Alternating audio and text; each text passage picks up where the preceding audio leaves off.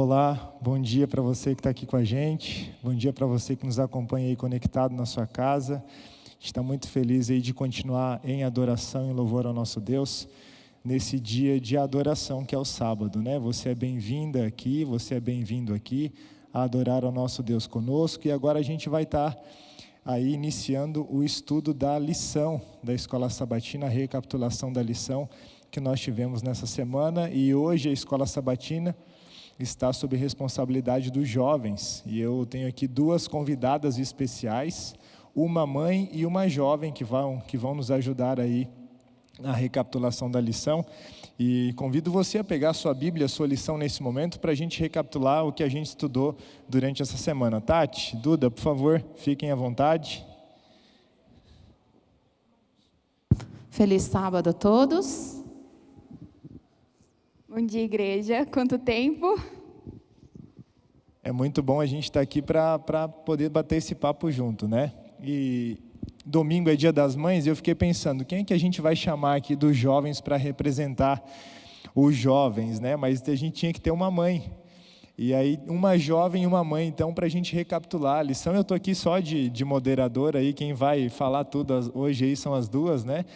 Louvado seja Deus pela vida dessa família e pela vida da sua família também. A gente está muito feliz de estar aqui e vamos para a lição, né, que é o que interessa. Vamos lá? Pegou a sua lição aí já? Vou pegar aqui a minha lição, vou abrir aqui a minha Bíblia para a gente recapitular a lição que falou de um tema bastante importante, né? Está falando de família, de legado e de tudo aquilo que a gente viu aí durante essa semana.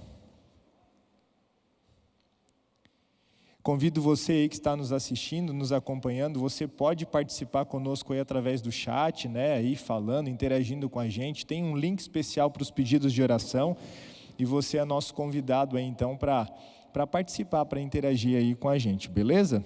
Vamos lá então? Tati e Duda, antes de a gente entrar para as perguntas da lição, eu queria que vocês dessem, pode ser a Tati ou a Duda aí, quem que se decide aí, para falar assim um overview, assim, um geralzão dessa semana, qual que é o assunto que a gente está falando, para a galera ficar por dentro. Você quer dar um tapinha no conteúdo, assim, Tati, rapidinho? Ou pode ser a Duda. Vai lá, Duda, você que é a jovem representando os jovens aí. Vai lá, Duda. Vamos dar espaço aos jovens, né, pastor? Vamos então, lá. a lição dessa semana, para quem está um pouco por fora, a gente trabalha um pouco mais sobre Abraão, e na verdade acaba abrindo um pouco o leque sobre as promessas e sobre o povo escolhido. E por que esse povo foi escolhido, e enfim, a gente tenta decifrar um pouco o raciocínio de Deus. E enfim, é isso, um overview é isso. Beleza. E é muito bacana a gente tentar olhar para essa história de Abraão e as histórias que a gente já viu, e aí a gente ainda vai ver na lição, né, que fala sobre a aliança, sobre essa promessa que Deus fez lá atrás. Não existe uma nova promessa, né? Apenas uma confirmação dessas promessas que Deus já fez lá atrás. E isso é maravilhoso porque todos aqui nós, por tabela, somos abençoados ou temos benefícios, né? Privilégios, mas também responsabilidades, que a lição fala disso, no que diz respeito às alianças, a proposta, né? O acordo, o contrato que Deus está disposto a fazer com a gente. A primeira pergunta aqui, meninas, Tati e Duda, que eu tenho é a seguinte: a lição começa falando de 1 Pedro, lá o texto, né, de 1 Pedro 2,9, que é o verso áureo. É um texto bastante conhecido, eu vou ler aqui, inclusive, para a gente ter aqui junto, e aí quero fazer uma pergunta sobre esse verso para vocês, beleza? 1 Pedro, você que está nos acompanhando aí, pode abrir junto, primeira carta de Pedro, capítulo 2, e o verso 9 diz assim: Vós, porém, sois raça eleita, sacerdócio real, nação santa, povo de propriedade exclusiva de Deus, a fim de proclamardes as virtudes daquele que vos chamou das trevas para a sua maravilhosa luz. Vou ler o verso 10 também. Vós, sim, que antes não erais povo, mas agora sois povo de Deus, que não tinhas alcançado misericórdia, mas agora alcançaste a misericórdia. Então, meninas, assim, que papo é esse, né, de nação santa, povo escolhido, sacerdócio real, né? Isso pode ser aplicado para a gente hoje? Foi só para aquela época? Como é que é essa história aí? Quem é que vai falar de vocês aí? Quem é que responde? Bom, a Duda me deu espaço, então agora eu vou falar um pouquinho. Vamos pensar um pouquinho agora no Israel físico, tá? A gente vai trabalhar o Israel espiritual um pouquinho mais para frente. Ô Tati, quando você fala Israel físico, é o povo Israel mesmo lá, o povo de Israel daquela época, mesmo, né? lá, descendência de sangue de Abraão, tá bom? Beleza. Vamos pensar aqui que quando Deus escolheu o povo de Israel, né, a gente vai trabalhar um pouquinho para frente porque ele escolheu. Sim. Isso também está no cerne da lição, um pouquinho para frente. Mas quando ele escolheu o povo de Israel, ele tinha uma missão para esse povo, tá? E ele colocou o povo de uma forma estratégica num determinado lugar ali, tá? Ele colocou o povo exatamente numa encruzilhada do mundo físico. Ficava exatamente no meio dos 3 continentes, pastor. Tá? Ficava entre o continente europeu, entre o continente africano e entre o continente asiático. Por que Deus fez isso? Porque ele tinha em mente que o povo de Israel seria um grande testemunho às nações. Deus tinha um propósito para o povo de Israel. E esse propósito seria que o povo de Israel testemunhasse através dos seus atos, assim como ele pretende que hoje nós também façamos isso. Por isso, Deus transformou o povo de Israel numa grande nação. Ele transformou o povo de Israel numa nação próspera, sábia. O povo de Israel era um povo mais saudável que os demais, era um povo mais rico que os demais, era um povo que se destacava entre os demais. E isso tinha uma razão, tá? Quando a gente lê 1 Pedro 2:9, dizia que vocês são uma geração eleita, um sacerdócio real, uma nação santa, vocês são um povo exclusivo para mim. Mas vocês são um povo exclusivo porque vocês têm uma missão. E a missão de vocês é proclamar as minhas virtudes. Eu vou fazer de vocês uma nação em destaque para que vocês proclamem a mim. Então Deus permitiu que o povo de Israel se destacasse para que eles revelassem a Deus. Só que o povo de Israel falhou nesse aspecto. Ao invés do povo de Israel abrir, porque eles estavam na encruzilhada do mundo, né? Nesse lugar que eles podiam influenciar nessa abertura. O que eles fizeram? O que eles fizeram? Eles simplesmente se orgulharam da superioridade deles e discriminaram os povos que estavam ao redor. Falharam na missão. Triste isso, né, Tati? Porque Deus, ele concede bênçãos, né, pra gente. A gente vê isso em Abraão, é bem claro. Abraão, você é a bênção, né? Tipo assim, o meu propósito de te abençoar é para que você, através da sua vida, do seu estilo de vida, dos seus bens, da sua influência, você abençoe outros. E que você me revele. Exato, tipo, por que você é desse jeito, né? Tipo, acho que um dos momentos da história de Israel, né, que a gente vê do povo de Deus, que isso deu certo, foram pouquíssimas vezes, mas quando lá Salomão, né, a rainha de Sabá vem visitar Salomão. Essa é uma das evidências de que o povo estava, assim, quase dentro daquele ideal que Deus tinha para eles. E ela fala assim, não, na realidade eu tinha ouvido falar muita coisa, mas é muito mais. Foi uma das poucas vezes, né, que o povo cumpriu.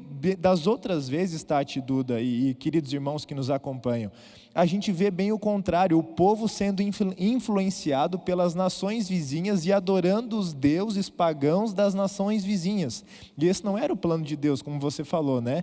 Que o propósito de Deus era para que, através desse testemunho, né, dessa experiência de vida do povo de Israel, agora os outros povos quisessem saber mais sobre esse Deus. E eles falharam por quê? Porque eles sempre se beneficiavam com as bênçãos de Deus e não revelavam a Deus. Acho que a Duda quer fazer. Fala aí, Eu Duda. só vou falar quando eu tiver uma abertura. Ô, louco. Entendeu? Então, Então corta o meu microfone, produção. Não, brincadeira. Ontem mesmo, quando a gente estava estudando, e essa é uma das partes boas de estar passando como mãe e filha, que a gente acabou estudando junto a lição, e a gente discutiu bastante sobre esse assunto, né? Como os planos de Deus são diferentes, e Deus fez isso em mais de uma vez. Essa ideia de o povo escolhido se destacar de alguma forma, porque infelizmente é muito como a gente consegue enxergar as pessoas hoje em dia, são aquelas que se destacam. Infelizmente, a cultura em si do nosso povo é assim. Valoriza a gente valoriza quem tem alguma coisa a mais. Se destaca em alguma coisa, né? Mas, enfim, lá atrás não era diferente. A gente tem Daniel também, né? Eles se destacaram, Daniel. José. Os amigos, assim, nossa, sabedoria, uau, por que ser diferente chama tanta atenção? E era justamente o ímã. Era uma forma de, ei, olha aqui, tem alguma coisa acontecendo, é um pisca-pisca. E daí as pessoas procuravam. E a partir do momento que você procura, você acaba achando alguma coisa. E acabavam achando Deus em cada um deles, na verdade, né? Tati e Duda, será que hoje a gente pode, assim como o povo de Israel, ter vacilado, ter errado ou ter perdido o propósito? Será que a gente também, às vezes, a gente recebe muitas bênçãos de Deus, a gente recebe muito cuidado de Deus, a gente recebe muitas bênçãos de Deus, e a gente mesmo assim, será que a gente pode estar falhando igual o povo de Israel? Tipo assim, a gente não reconhecendo que tudo que a gente tem, tudo que a gente é, tudo que a gente faz é graças a Deus, não tem nada de bom em mim. Né? Eu sou um pecador e Deus me usa como esse instrumento de graça, de misericórdia, de salvação, mas ao mesmo tempo Ele me salva. Então esse é o pior problema, Tati e Duda, quando a gente perde o foco da missão, né? Quando a gente deixa de pregar, quando a gente deixa de viver o cristianismo na prática, não está fazendo ruim só para aquele que não está sendo o objeto da nossa missão, né? Que na realidade é a missão de Deus, mas eu também estou saindo do meu foco, eu estou perdendo o meu propósito, a minha identidade, e uma hora eu já não vou nem mais ter o contato que eu tenho com Deus, eu já nem vou mais pregar, já perdi a minha utilidade completamente, que foi o que Deus acabou precisando fazer com o povo. Eu vou ensinar vocês através das nações, a gente viu isso em Isaías muito claro, né? Na lição que a gente acabou de ver, passada, no último trimestre.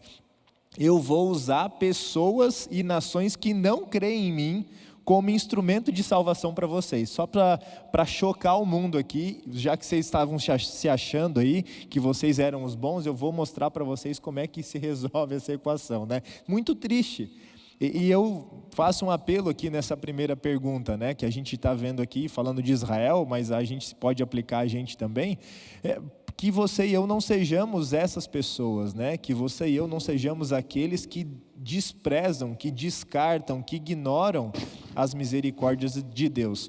E agora vem a próxima pergunta, acho que essa é para a Duda, já que a Tati começou a outra. Duda, por que Deus escolheu essa nação? Tipo assim, já que eles escolheram, próprio Deus falando, né, uma nação santa, e essa ideia de santo é separado para um propósito, não é a santidade em si, né? Enfim, todo mundo acho que aqui já sabe disso, mas o que eles tinham de especial, né? O que explica essa escolha de Deus para escolher a nação de Israel? Olha, eu vou começar com uma frase bem clichê, mas que não deixa de ser verdadeira. Deus é fiel. A gente sempre ouve muito isso. E aqui eu acho que se encaixa perfeitamente nessa situação, porque a gente observa ali a questão de Abraão, né? Por que esse povo foi escolhido? É muito que a gente, na verdade, a grande discussão da lição. E, enfim, ouvindo o comentário bíblico hoje, me marcou uma coisa que eu achei engraçada. É meio óbvio, mas às vezes a gente deixa de colocar numa linha do tempo as questões da Bíblia. É como se tudo tivesse meio jogadinho ali, então, tem uma história aqui, uma história ali, e as coisas ficam meio desorganizadas. Quando a gente põe na linha do tempo, muita coisa faz sentido. E naquela situação, Deus escolheu esse povo por amor. É a primeira grande intenção dele é amar esse povo, é abençoar esse povo. E independente desse povo decepcionar, repetitivamente, enfim, várias gerações, Ele fez uma aliança lá atrás. E a partir do momento que ele faz aliança com uma pessoa, os remanescentes, que a gente vai entrar um pouquinho mais à frente, que é o que sobra, na verdade, é o pouquinho de bom que tem dessa geração, vai passando para a próxima. E por mais que eu seja uma péssima geração, enfim, as pessoas que vieram antes de mim foram incríveis na missão, foram incríveis diante de Deus. Eu talvez não seja boa, mas a aliança que Deus fez foi com quem veio antes de mim. Ele está honrando Então os ele não vai, antepassados, ele assim, vai né? honrar O acordo. independente. Ô Duda, isso é muito da hora, né? Porque se a gente parar para pensar, tipo, o que Israel tinha de bom para oferecer para Deus, né? Eles eram uma nação culta, eram a nação mais rica culturalmente falando da época? Não. Tem até um episódio lá que o povo filisteu ri dos israelitas, né? Porque eles não tinham nem ferro para ter armamentos bélicos, né? As armas era tudo meio de pau, meio de uns negócios assim meio caseiro, né? Eles eram a nação mais rica? Não, não era a nação mais rica. Eles eram a nação mais potente? Não, não era a nação mais potente. O que justifica a escolha de Deus? A Duda falou certinho aqui. É isso mesmo, Duda. Deus honrou a promessa. Por mais que por muito tempo o povo não honrou a promessa de Deus, o acordo combinado, é disso que a gente está falando, a lição inteira vai falar sobre essa aliança, sobre esse acordo, Deus honrou a parte dele. E é uma coisa que não está muito em moda hoje em dia, né, pastor? Na igreja. Honrar a palavra, né? O fio do bigode, né? O fio do bigode caiu em descrédito, né? Verdade. Hoje em dia, se você não tiver um acordo assinado, registrado em cartório, esses dias eu ouvi de uma pessoa muito próxima, mas eu não assinei nada. Não assinei. Meu nome não está em lugar nenhum. Então, eu não sou obrigado. E aquela história, né, Tati, de que um homem vale tanto quanto sua palavra, né? A gente pode aplicar isso assim, literalmente para Deus, né? Em gênero, número e grau. E aí Exato. eu queria só fechar essa questão aí que eu comentei com a Duda ontem à noite. Essa questão da escolha de Deus em relação ao povo de Israel, falar mais sobre Deus do que sobre o povo de Israel. Falar mais sobre quem Deus é do que sobre quem o povo de Israel é. Falar mais sobre o caráter de Deus do que sobre o caráter do povo de Israel. Porque como você acabou de explicar, pastor, o povo de Israel não era nada. Não era numeroso, não era digno, não era poderoso, não tinha grandes qualidades se comparasse com outras nações. Sim. Então a gente chega à conclusão, e eu acho que você concorda, e foi um pensamento que, foi um insight, na verdade, que eu tive ontem, não li em lugar nenhum, foi uma coisa que veio dentro de mim. Essa escolha fala mais sobre Deus do que sobre o povo. Com certeza. E Tati, até para a gente fechar esse assunto, né, do porquê que Deus escolheu Israel, um verso lá de Isaías fala que, vermezinho de Jacó, né? O que você está se achando aí, né? Ô pozinho, ô poeira, o que você está pensando que é, né? E aí eu preciso trazer para a gente aqui hoje, para você e para mim. Será que a gente está se achando alguma coisa aí, só que na realidade a gente não é nada? Tudo que a gente já conquistou, tudo que a gente já fez é graças a Deus. E a gente coloca na nossa cabeça, às vezes, que a gente é alguma coisa, que a gente pode alguma coisa. Porque eu sou adventista, eu sou a 5ª, 6ª, 10ª geração de adventista, porque eu guardo o sábado, porque eu faço isso, eu faço aquilo outro. O jovem rico estava cheio desses esquemas aí também. Chegou cheio de prepotência com Jesus e Jesus olhou para ele no olhinho dele e disse assim: meu querido jovem, uma coisa te falta. Tem uma coisa que está fazendo separação entre eu e você. Vai, abre mão disso e me segue.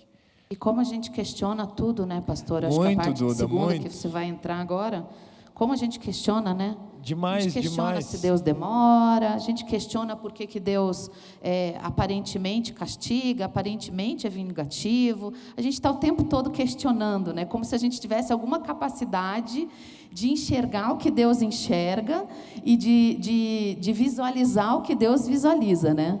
Quem somos nós, vermezinhos de Jacó? Complicado, Tati. Eu tenho conversado, a gente nas reuniões aí, nos encontros semanais com os pastores, fala: se eu fosse o meu Deus, eu já tinha me abandonado faz tempo, né? Se eu fosse o meu Deus, se eu tivesse que que cuidar de mim mesmo, assim, né? Se eu fosse o meu Deus, eu falei, já te abandonei já faz tempo, né? Deus Fala aí, sempre Duda. sai no negativo. A gente estava falando isso ontem. É inacreditável. Deus sempre sai perdendo. Porque das duas, uma, ou você vai fazer, enfim, vai cumprir com a sua promessa com Deus. Meia porque, boca, enfim, né? a aliança é de ambos. Deus não faz aliança se você não fizer com Ele. Começa aí. Então, você já está se comprometendo. A partir daí, você cumpre ou não. Se você cumpre, você só fez o que prometeu. Se você não cumpre, Deus sai no negativo. É uma equação assim que não é um negócio vantajoso, né? Esse negócio de salvação é vantajoso para a gente que é objeto da graça e da salvação de Deus. Mas para Deus ele já pagou o preço, né? O altíssimo preço que é o sangue do próprio filho dele, né? E a gente está aí pertinho do Dia das Mães, né? E essa ideia de filho aí, imagina, né? Quer ver uma mãe braba, né? Se eu quiser ver a Tati braba, é falar mal aqui, é pegar no pé da filha dela aqui, incomodar, ser injusto com o filho, né? E a gente vê isso muito com Deus. O inimigo está tentando fazer um jogo que não é justo, né, Tati e Duda? E Deus está disposto, né, a oferecer uma nova chance para a gente, uma nova oportunidade. Falando aquilo que você estava falando, Tati, de não fazer sentido as coisas de Deus e a gente querer que Deus seja o nosso gênio da lâmpada, né? Que Ele faça as coisas para a gente quando e do jeito que a gente quiser. A gente já sabe que não é assim, né? A gente tem vários versos da Bíblia que corroboram com essa ideia. Não é no nosso tempo. Entrega o teu caminho ao Senhor, confia nele, o mais Ele fará. É Deus quem opera em vocês tanto querer quanto realizar. Tipo, a obra de Deus é do jeito de Deus. Outro dia aqui a gente comentou no domingo passado que se a gente quiser a bênção de Deus, o trabalho de Deus tem que ser feito do jeito de Deus, e aí a gente vai ter a bênção de Deus.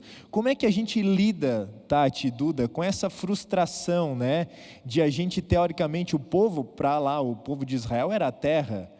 Como é que a gente lida hoje, ou qual é a receita para a gente lidar hoje com as frustrações, quando Deus não atende às nossas orações do nosso jeito? Quando Deus não dá aquilo que a gente está pedindo.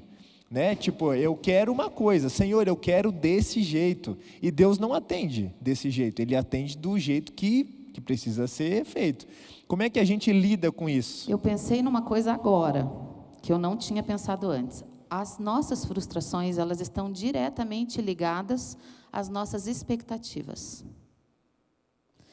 Quanto mais expectativas a gente tem, mais frustrações a gente tem, né? Então, assim, se eu crio na minha cabeça uma expectativa que Deus precisa me responder a tudo que eu peço instantaneamente, eu vou viver frustrado.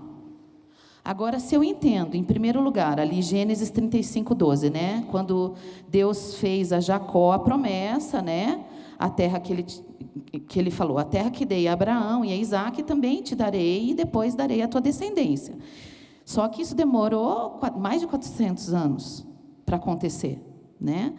E se a gente pensar em 400 anos, é muito tempo. Mas o que é o tempo para Deus? E aí a gente começa a pensar, tempo. O tempo para Deus é diferente do tempo para o ser humano. Tá.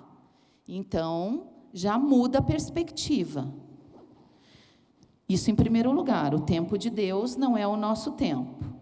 Deus não depende do nosso relógio. Então, essa é a primeira perspectiva, né? Deus vê o fim desde o começo. A gente não. A gente vai vendo no passo em que as coisas acontecem.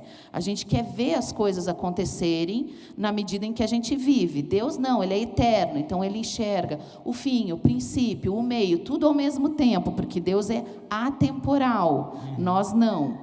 Né? Então, esse é o primeiro princípio. Segundo princípio, que é didático de Deus, que é muito importante para a gente aprender. A espera é uma forma que Deus usa para desenvolver a nossa fé. Deus é um professor. E a gente viu na lição da semana passada, né, que Abraão ele não soube esperar, se afobou, né, se apressou, e as consequências a gente vê até hoje, né? Estão lá, é complicado, divididos, né? até hoje, em luta por terras e sofrendo amargamente as consequências. Duda, falei, vai. Eu vi que Falei você está que querendo falar aí.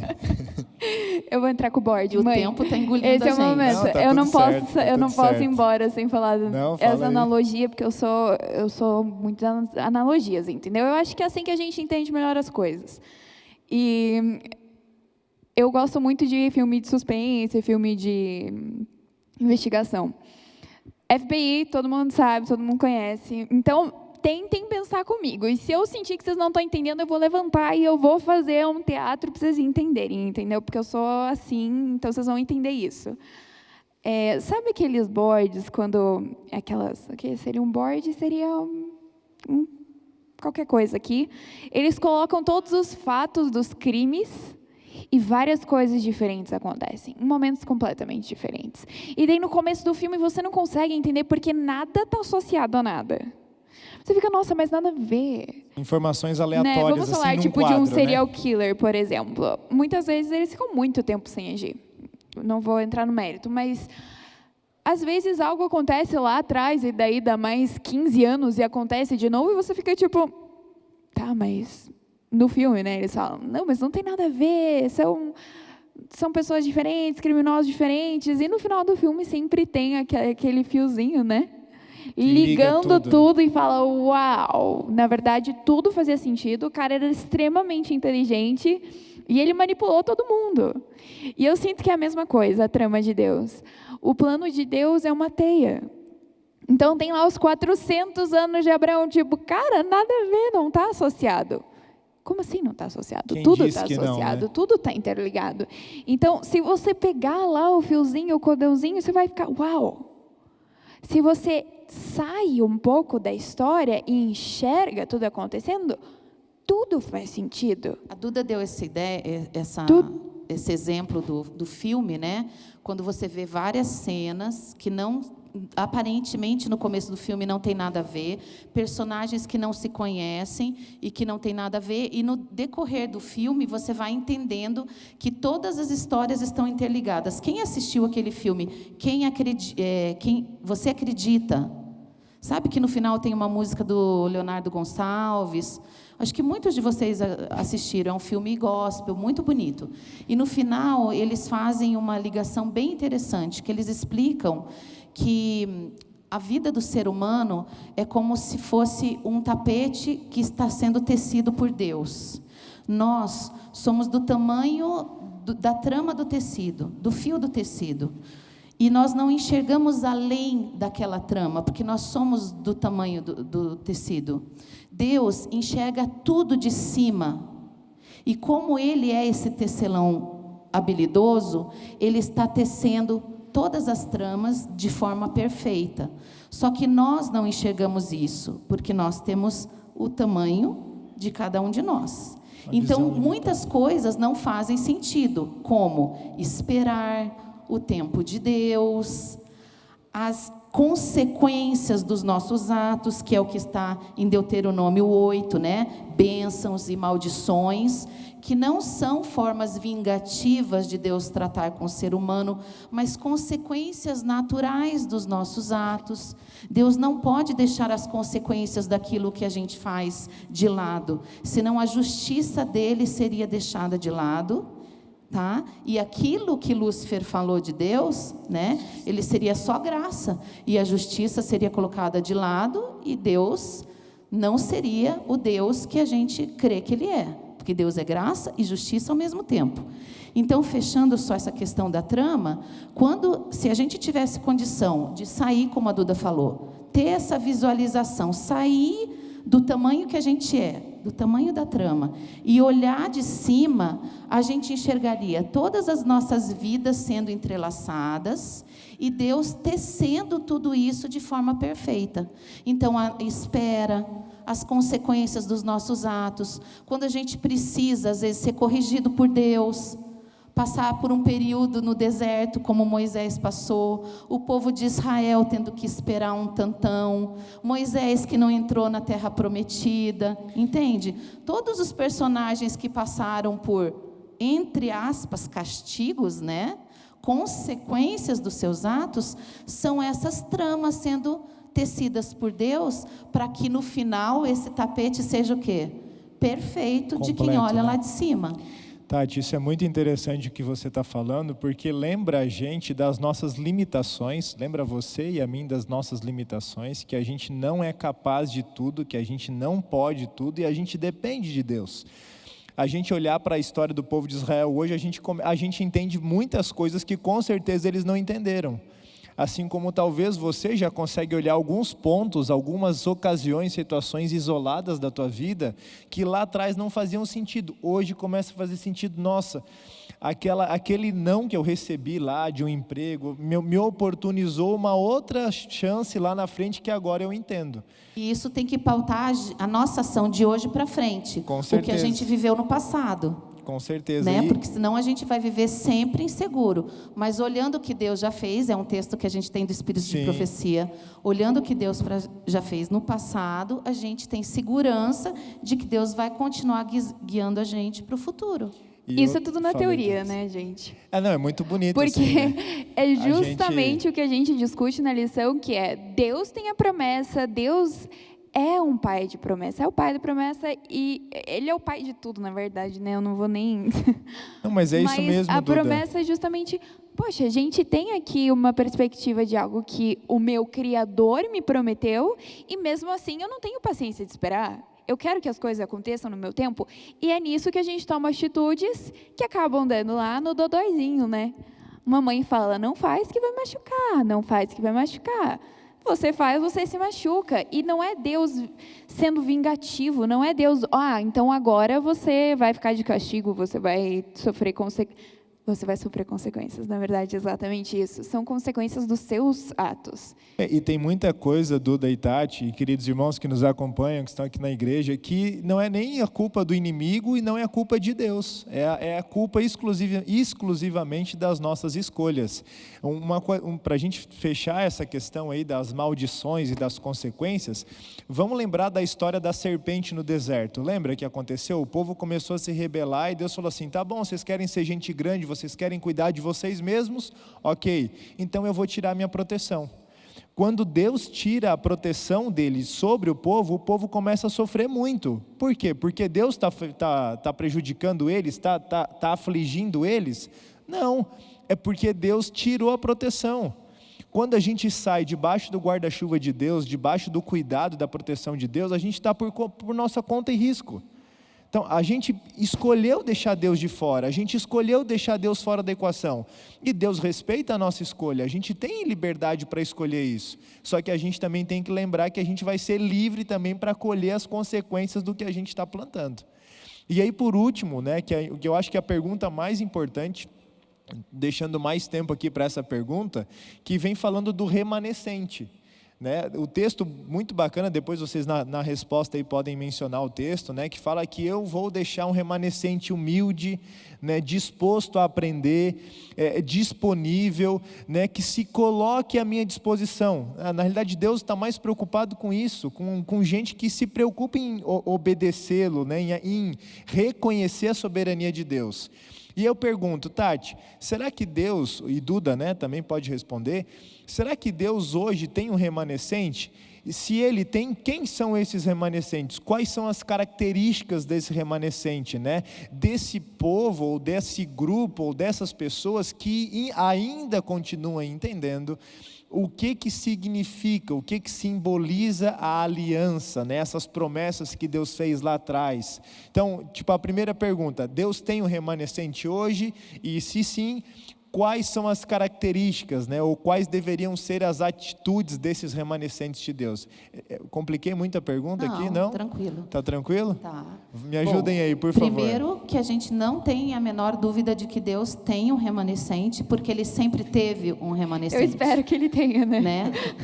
Não, eu não tenho dúvida. Categoricamente, eu posso dizer sim. Porque Deus sempre teve, Ele sempre manteve um remanescente. Né? Porque nós percebemos isso no decorrer da história do cristianismo e cremos nisso porque Ele é fiel em afirmar isso na sua palavra. Quais são as características desse remanescente? São aqueles que guardam os mandamentos de Deus e têm o testemunho de Jesus. tá? Essas são as características do remanescente. Quem eles são? Eu não tenho como afirmar quem eles são. Existe uma placa de igreja que possa dizer que é o remanescente? Acredito que não. Acredito que não. Até porque tem um versinho, né, Tati, bem famoso, e inclusive na quarta-feira a gente vai estudar sobre isso, né? Você já estou dando spoiler do culto de quarta-feira, o pastor Denilson vai pregar sobre isso. Deus tem uma igreja, uns remanescentes invisíveis. Isso, uma igreja invisível. Ele tem ovelhas em outro aprisco. Isso, né? que me cabe assim, acolher, ajuntar. Eu sei que seria muita prepotência nossa, assim, petulância mesmo, né? A gente bater no peito e dizer assim, eu sou o remanescente. A gente precisa buscar ser o remanescente. Quais são as características? Eu acho né? que seria maravilhoso se a gente pudesse afirmar, sabe, pastor? Sim. O meu coração se encheria de júbilo, eu me sentiria tão realizada se eu pudesse dizer assim, todos nós somos o remanescente. E a gente pode dizer isso, Tati? Eu gostaria de poder dizer isso, mas infelizmente eu não posso afirmar isso. Porque a gente está fazendo... Eu posso dizer que todos nós temos a esperança de alcançar essa condição. Com certeza. Né? Está diante de nós essa expectativa. Né? Essa oportunidade, Essa né? oportunidade. Porque a questão dos requisitos do remanescente, né? É bem simples, Tati e Duda, e irmãos que estão aqui conosco nessa manhã e que nos acompanham aí conectados. É muito simples. Qual que é a principal característica do remanescente? É aquele que quer fazer a vontade de Deus. Se eu estou como Abraão, lá buscando Agar, né? As minhas soluções para os meus problemas. Se eu estou ali quebrando a cabeça para resolver um problema que Deus disse que é dele, eu vou cumprir a promessa, eu vou fazer acontecer, e eu estou tentando fazer do meu jeito, eu não estou sendo remanescente. Eu não estou sendo remanescente quando eu não represento Deus, quando o caráter de Deus, que era a mesma ideia de Israel, do Israel físico lá, né? Do Israel literal, quando eu não cumpro também na minha vida hoje, eu também não estou sendo remanescente. Quando eu deixo de obedecer, quando eu deixo de escutar a voz de Deus, eu estou deixando de ser o remanescente. Viu, pastor, acho que a gente não pode encerrar, a gente está quase com o tempo esgotado, de falar um pouquinho sobre a questão que Israel caiu quando ele se sentiu superior e discriminou os povos que estavam ao redor. Sim. Tá? E eu acho que a gente também corre esse risco. Tá? O de evangelho... nos acharmos superiores e nos separarmos, ao invés de nos misturarmos e influenciarmos, nós também fazermos essa acepção de pessoas. Né? Acepção não é distinção. Dentro da igreja nós temos dons diferentes, nós temos talentos diferentes e até aí está tudo bem. Agora, acepção é o quê? É nós simplesmente julgarmos o valor individual das pessoas pela condição socioeconômica, pelo sexo e pela etnia das pessoas. E isso nós não podemos fazer, nem aqui dentro, nem fora das nossas portas. O evangelho é inclusivo, né, Tati? Para a gente terminar com essa mensagem de esperança. Deus morreu por todos, Jesus veio para salvar a todos, né? O mundo todo, todos aqueles que aceitam podem ser salvos. Na nossa mão hoje, na tua mão, está a decisão que vai definir a tua salvação, a tua perdição. Tudo que Deus precisava fazer na aliança, no pacto dele já foi feito, amém por isso? Tudo que a parte de Deus já está feita, não tem complemento, não tem extra, não tem aditamento no contrato, não tem, já foi feito.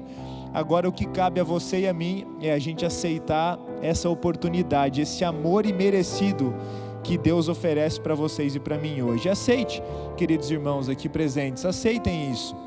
O Papai do Céu está ansioso para oportunizar a salvação para todos nós. Louvado seja Deus pelo milagre da salvação, pela bênção da salvação. Que nos permitamos ser todos objetos dessa salvação, dessa graça que Cristo nos oferece. Amém?